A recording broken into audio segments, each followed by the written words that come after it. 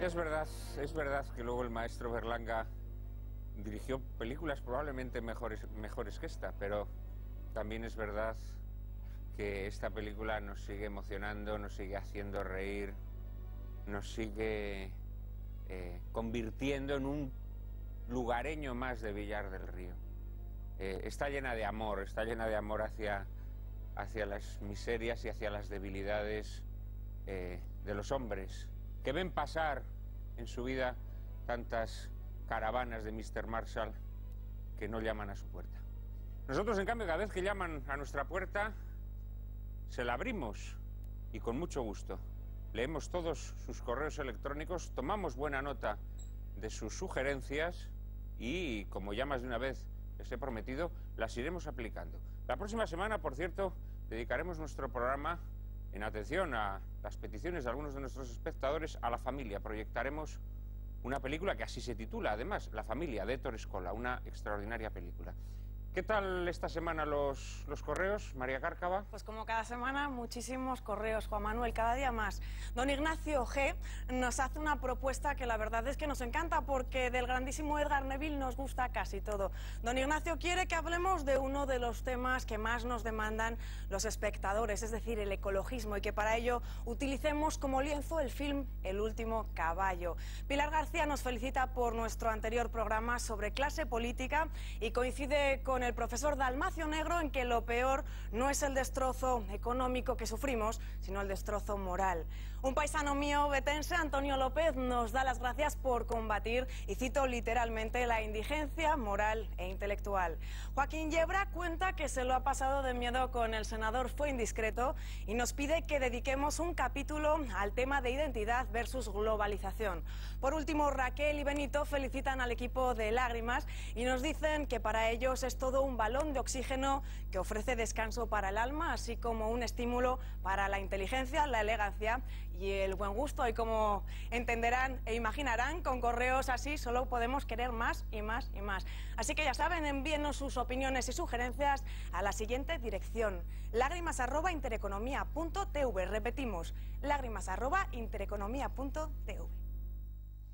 Muchas gracias, María. Oye, la verdad es que esa propuesta que nos hace uno de nuestros espectadores de proyectar El último caballo de Edgar Neville para introducir un programa sobre ecologismo está muy bien traída la sugerencia, y la voy a considerar. Yo es que soy además un gran admirador de Edgar Neville, quien, por cierto, colaboró con el maestro Berlanga al menos en una película, Novio a la vista, si no me equivoco, ¿verdad? Novio a la vista. Y tuvieron buena amistad. Conchita Montes también trabaja en alguna película de tu padre. De hecho, era el conde de Berlanga, Edgar. Efectivamente, efectivamente. Sí, sí. El conde de Berlanga como título. Como título nobiliario. Nobiliario de Berlanga de Duero, de Besero, de Berlanga era Edgar. Bueno, ¿qué os ha parecido vuelta a ver otra vez Bienvenido Mr. Marshall? Creo que conserva pues toda su frescura, ¿no? Hombre, a mí lo que por empezar a hablar, quería ahondar un poco en lo que había dicho José Luis, y es que realmente la película es soberbia a nivel técnico, ¿no? Sí. No, bueno, esta película y muchas de la época, ¿no? Porque había grandes técnicos en España, ¿no? Y lo que más impresiona es lo complejos que son los planos, ¿no? Yo creo que es que hay que saber muy poco de cine para pensar que este hombre improvisaba, ¿no? O sea, tú, cualquiera que hagamos películas, ves los planos y los planos son complejísimos de realización. Lo de la improvisación. No, eso es un absurdo. Y el montaje que tiene esta película, cómo encadena las secuencias. Sí. La gente tiene que saber que si hay un movimiento de cámara de esa complejidad y con el tipo de lente que utiliza y la profundidad de campo que maneja, los personajes tienen que estar en un lugar determinado en el momento de decir su frase. Y eso complica muchísimo la iluminación, la puesta en escena. Son muy complicados, los planos son muy complicados. Ese famoso plano secuencia te puede llevar un día entero. Te puede llevar incluso un día entero, ¿no? Él era un gran técnico, con el rigor que lo lleva. Como dice José Luis, y Los Jueves Milagro probablemente es la película técnicamente mejor rodada, en lo que es el lenguaje clásico habitual. Luego en Plácido empieza a descubrir la comodidad, o no comodidad, sino la complejidad del plano secuencia que empieza a dar mucho más. Realmente no es porque sea más fácil, sino porque le da más. Es lo que dice José Luis. Con el plano secuencia él sigue la vida, que es lo que a él le gusta, ¿no? Va siguiendo el trozo de vida que va narrando. Lo que sí hay que reconocer es que en el caso, quiero decir, estos planos se complican muchísimo, sobre todo a nivel técnico, si lo haces con sonido directo. O sea, el que todos los personajes se estén moviendo, la cámara se esté moviendo, genera un follón tal que es muy difícil mantener ahí un sonido perfecto.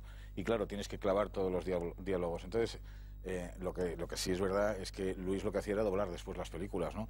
Y eso yo creo que mejora mucho en los textos. Claro, tenía más posibilidades. Tenía más posibilidades de... También le criticaron. De porfillar muchísimo. Le criticaron por muchas cosas, una de ellas por lo del doblaje. Bueno, a mí eso no me parece un error. No, claro, era fantástico, porque él podía modificar hasta los diálogos, podía cambiar. Cuando la volvía a ver y metía un segundo término de alguien que estaba casi con la boca, que no se ve... No, y hacer que se sincronicen en el momento. Era una posibilidad más de crear en la película, añadir una nueva capa de creatividad, ¿no? Hombre, aquí todavía no introduce eso, pero como tú muy bien has dicho, hay planos muy complejos, ¿eh? Muy difíciles. Hay planos muy complejos cuando se reúnen todos para discutir las ventajas y los inconvenientes de la colonización americana, ¿no? Y irrumpe el cura diciendo, los primeros... cuando la maestra está diciendo, son los primeros productores... Los primeros... Yo meterme en ese pueblo para rodar y tener que montar todo aquello, a mí me da terror. Ese pueblo que era falso. Difícil. Bueno, se rodó en Guadalix de la Sierra, ¿no? Pero está construido, la iglesia está construida en la plaza, y luego, que creo recordar, no, la cruda realidad, que bueno, su amigo Ricardo Muñoz Suárez, que era la ayudante de dirección, y Félix Fernández, lo pasó fatal. No le ayudaba a nadie. Berenguer, todo eso, este es un niñato, que es lo del paracaídas del tractor, eso no le va a salir ni de coña. No sé qué. Se la hicieron pasar putas al pobre hombre. Y lo cuenta y lo ha contado toda la vida. O sea. Toda la vida lo ha dicho. Hay una cosa que comentabas tú antes, y también Garci, y hablabais de falacia con respecto a que se dice de Berlanga que no conocía la técnica o que no le gustaba ver el cine, pero es que eso lo decía él. En muchas de sus conversaciones decía, yo no veo cine desde hace años y años, y además es que no me gusta ver cine. Y lo mismo con la técnica, yo creo que era un absurdo, yo creo que era sí, una manera de ser, de estar, pero poco, digamos, entre comillas, poco inteligente, ¿no? Porque él tenía que presumir, ¿por qué no iba a presumir de sus conocimientos? Y sin embargo él pretendía que todo salía de una especie de intuición que probablemente tendría, y muchísima, pero que no se puede hacer cine sin saber algo. Sí. Que lo que es absurdo es que creas o confíes en lo que está diciendo un director. Quiero decir que un director todo lo que tiene que decir lo dice en la película, luego a partir de ahí solamente miente. Pero no es bueno a veces. Como los escritores. No, vamos a ver, que no es bueno a veces. Es que yo no voy a explicar mi obra a través de mis textos acerca de mis películas. No, eso es una tontería. No es bueno, por ejemplo, un escritor que diga que no se debe leer es un poco absurdo, porque un escritor lo que debe pretender es tener lectores y que se lea.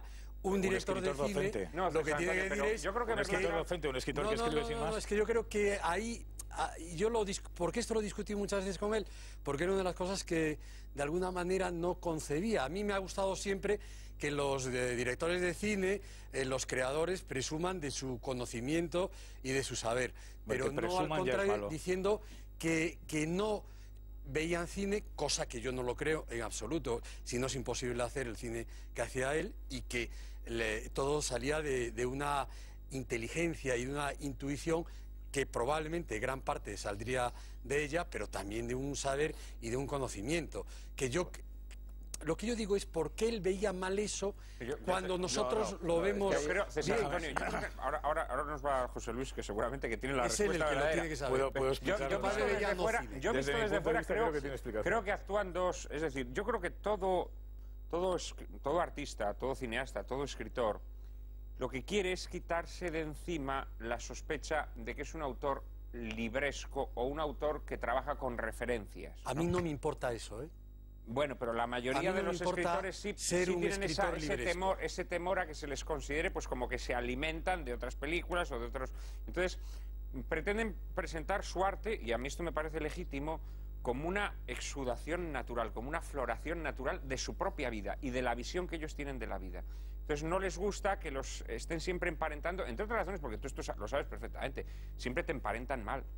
Siempre te sacan parecidos con escritores que no has leído, Claro, con directores que no te interesan nada, Normal. ¿no? Y entonces dices, pero a mí, ¿por qué me ponen en esta línea? De todas formas, Y luego la vamos a- coquetería, Mira, ¿no? a mí la sensación que me da es que todo lo que dices, todo lo que piensas, todo lo que sueñas, todo lo que eres, lo das en una película. Todo el mundo sabe quién eres viendo una película tuya o leyendo un libro tuyo. O sea, no hace falta decir más. En el caso de que tú quieras decir más, ya es hablar por hablar y sobre todo, normalmente el texto suele ser pedante o reticente, o sea, el decir, bueno, ¿cómo haces tú esto? Bueno, pues yo lo hago de esta manera o yo lo hago de otra. Hombre, por favor, ¿para qué? Si ya lo estáis viendo. Es decir, que es absurdo. Incluso lo divertido es reírte de ello. O sea, lo divertido es decirles, pues mira, esto me sale porque sí. Porque Mira esa cualquiera secuencia que los estamos dedos- viendo ahí. ¿Vosotros creéis que es posible que Pero, hombre, Berlanga por ruede el esa amor de secuencia Dios, sin no conocer cualquiera el que cine sepa de expresionista cine, alemán? es Porque imposible. Es imposible. Es obvio. Pero vamos Es a ver una imposible. cosa, seamos realistas. Mi padre se murió hace 2 semanas y iba a cumplir 90. Quiero decir, de A tu todas padre le estas gustaba cosas que reírse de la estáis gente, diciendo, joder. todas esas cosas que estáis diciendo, pues digamos que son de los 30 últimos años, por lo tanto desde los 60 años, donde él ya se construye un personaje y se permite decir lo que